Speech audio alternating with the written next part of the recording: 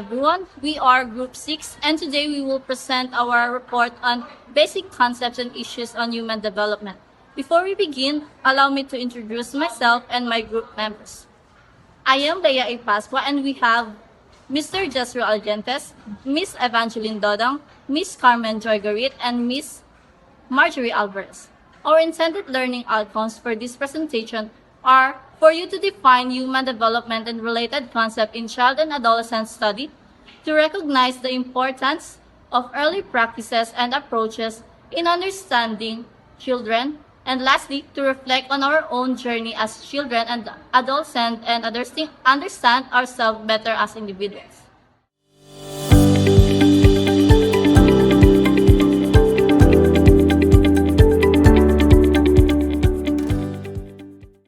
Let's start with the questions.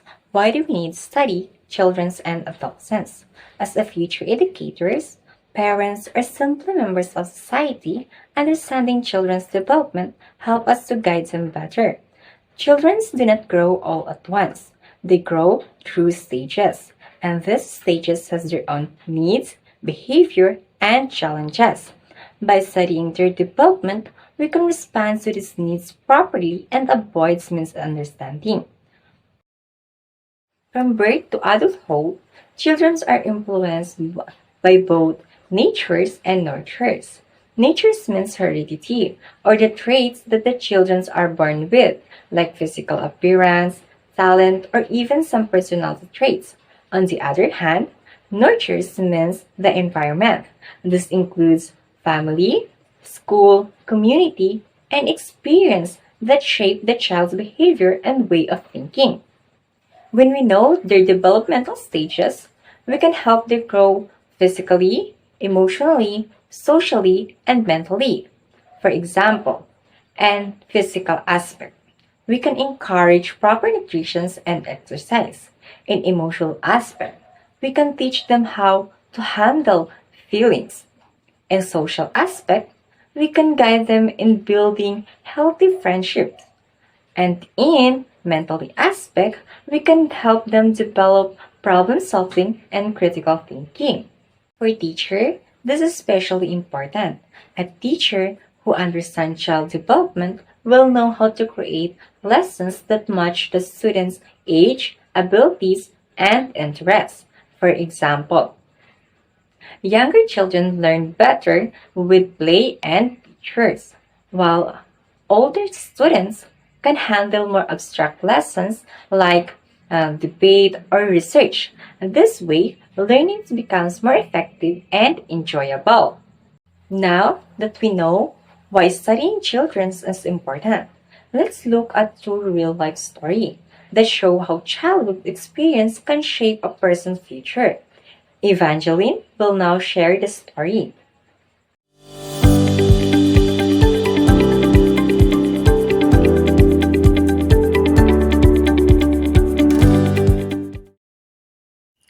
Thank you, Jesryl. Childhood experiences strongly affect who we become. The way a child is raised, the environment they grow up in, and the challenges they face can shape their personality, values, and even their future decisions in life. Let's take the story of Jeffrey Dahmer as an example. Dahmer had a very troubled childhood. His parents often fought, and this constant conflict made their home environment unstable and full of tension. He also felt neglected, which means he did not receive the love, attention, and guidance that every child needs. On top of that, he was abused at a young age. These negative experiences had a deep impact on him, and sadly, they contributed to the violent and destructive path he later chose as an adult. Dahmer's life reminds us of how harmful childhood trauma can be if it is not addressed. On the other hand, the story of Alice Walker shows us a very different outcome. She also faced many hardships while growing up. Walker was born into poverty, and at the age of 8, she was injured in an accident that left her blind in one eye. These difficulties could have easily discouraged her, but instead of letting them stop her, She turned her struggles into strength. Walker grew up to become a famous poet and novelist, and her hard work and resilience led her to win the uh, Pulitzer Prize for her book, The Color Purple. When we compare these two stories, we see an important lesson. Childhood experiences matter, but they don't always lead to the same result. Some people, like Dahmer, may be overcome by their struggles and make harmful choices, while others, like Walker, rise above their difficulties and use them as a motivation to achieve success. This shows that while a child's environment plays a big role in shaping their future, personal choices, support system, and inner strength are also very important. It is a reminder for parents, teachers, and communities to give children the care, guidance, and encouragement they need. With the right support, even children facing hardships can grow up to become strong, successful, and compassionate individuals. So, Carmen will now explain how children were viewed historically.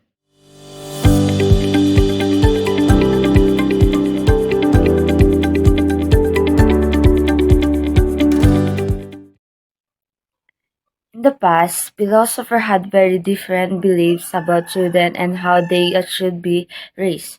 First, during the Middle Ages, there was the original sin view. People believed that children were born evil because of sin. Parents and adults thought their main responsibility was to discipline children strictly in order to remove that sin and make them behave properly. Childhood during this time was often seen as something that needed be corrected rather than nurtured. Later in the 7th century, philosopher John Locke introduced the tabula rasa view, which means blank state. According to Locke, children are not born good or evil. Instead, their minds are like empty slates and history experienced through family, education, and society that shape who they become. This view emphasized the importance of teaching, guidance, and the environment in molding a child's character. In the 18th century, philosopher Jean-Jacques Rousseau presented another idea called innate goodness view. He believed that children are naturally good and innocent. Because of this, adults should not be too harsh or controlling. Instead, they should give children the freedom to explore, learn, and grow with as little restrictions as possible. Rousseau's idea highlighted the importance of letting children develop naturally. As we can see, ideas about childhood have changed a lot throughout history, from being viewed as sinful to being shaped by experiences to being naturally good. Each belief reflected how society understood children during that time. Today, our view is very different. We see childhood as a special and important stage of life. It is not just preparation for adulthood, but a meaningful time where children grow, learn, and discover who they are. We understand that what happens during childhood has a strong influence on the kind of adult a person will become. From looking back at history, let us now move to the present. Margie will share with us the current views and concern about children today.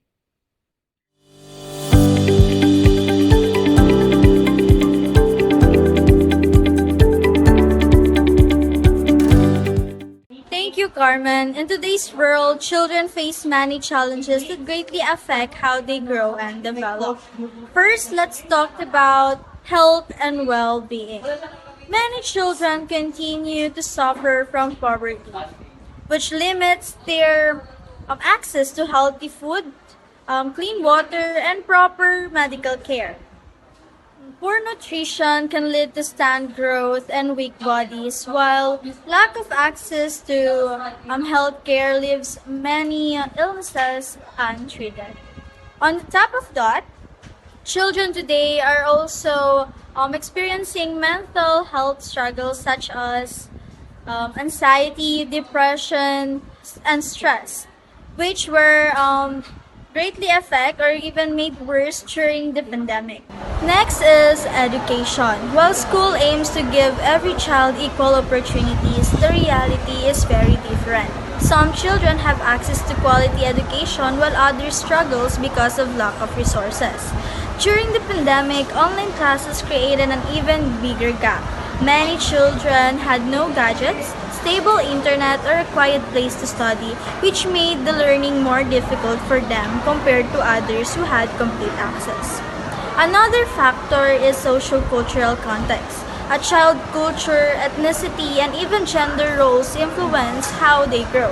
For example, some traditions may encourage children to be confident and expressive, while others may expect them to be more reserved.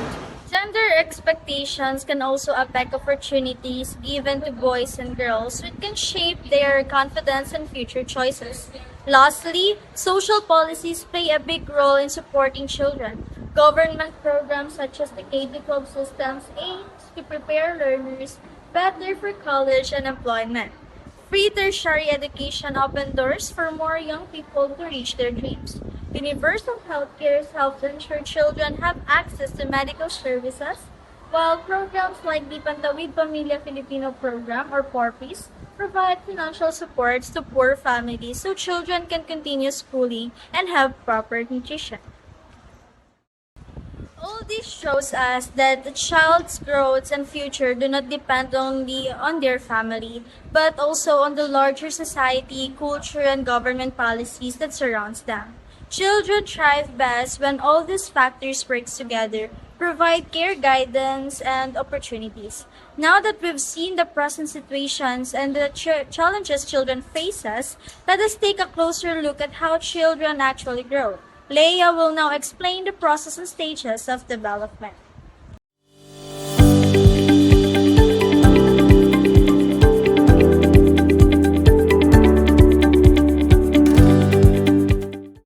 Thank you, Marjorie. Human development is truly a lifelong journey. It starts even before birth and continues until the end of life. Experts say that development happens through three main processes. First, we have biological process.